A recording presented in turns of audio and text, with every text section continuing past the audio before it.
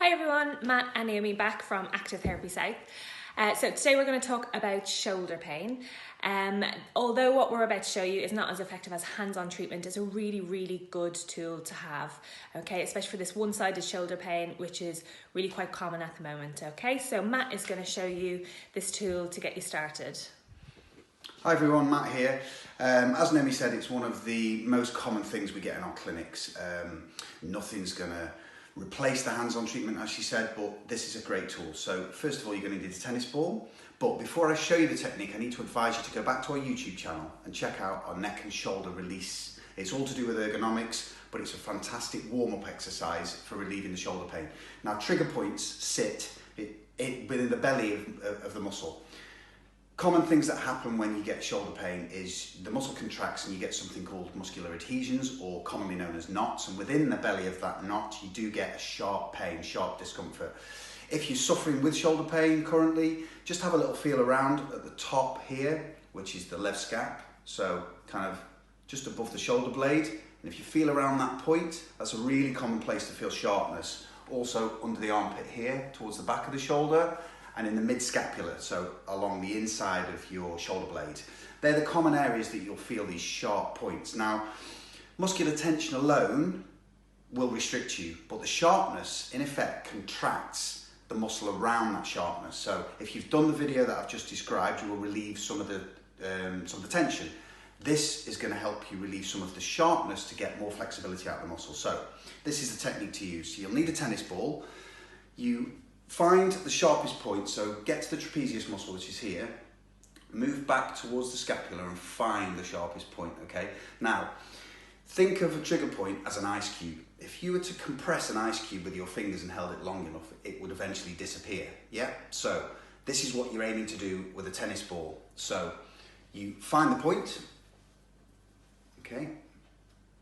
I'm on the sharpest point of that area I was talking about. You lean up against the wall. Okay, that's the sharpest point. So now I'm going to lean into the tennis ball until it magnifies that sharpness to say a 6 out of 10. Again, pain is subjective, so until a point that you think, right, that'll do, hand near a flame. If you put your hand near a flame, you just know when to stop. You'll feel the same with this. It's kind of nice when it releases, but to begin with, don't let it go too far because the muscle will contract too much. Okay, so we get to kind of a 6 out of 10. Okay, now we wait 20 seconds. If you were having sports massage therapy, I would be releasing some of the tension over the top first and the trigger point would fade a lot quicker. So with this, you need to wait 20 to 30 seconds. I can feel it fading now, it's only probably 15, but I'll wait another 5 or 10 seconds. Okay, now you can lean in a little bit more. The muscle will contract again, the sharpness will increase. Now at that point, I want you to wait 2 whole minutes. Get a timer. Okay, I'm not gonna wait 2 minutes, this video would go on too long. Okay, once you've done that, then you'll release, rotate the shoulder, and then you'll want to start to move down the scapula. Now, there's an obvious problem here. My arm won't reach, it's hard to position. So, if you get something like a stocking or a pair of tights, you can even just use a normal sock, to be honest. You'll be able to reach down far enough. You pop the tennis ball in. Okay, now you can see I can position this a lot better. So, we're going to move down.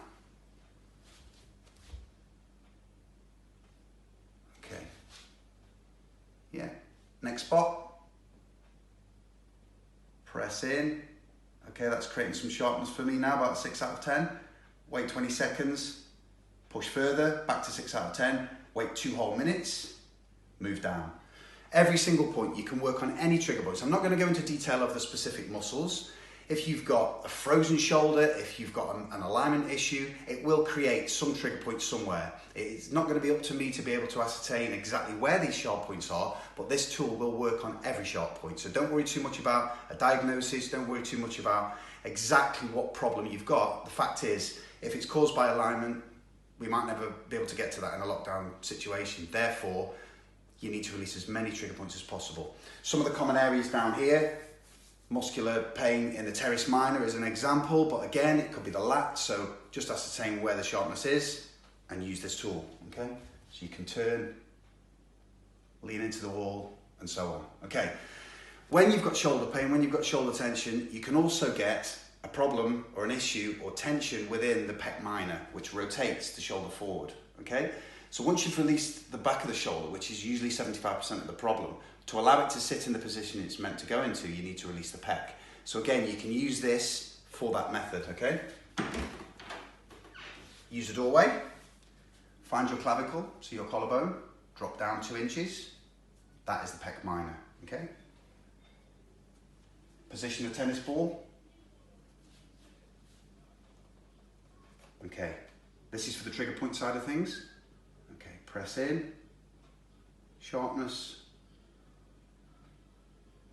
Okay, let it drop, back up to 6 and so on, you know that by now. Okay, also, to alleviate the tension within the pec, you can retract and protract the arm, okay? So position, pec, move the arm forward, move the arm back, move the arm forward, move the arm back, up to 4 or 5 times, then drop slightly and continue. And that is the tool for releasing trigger points in the shoulder.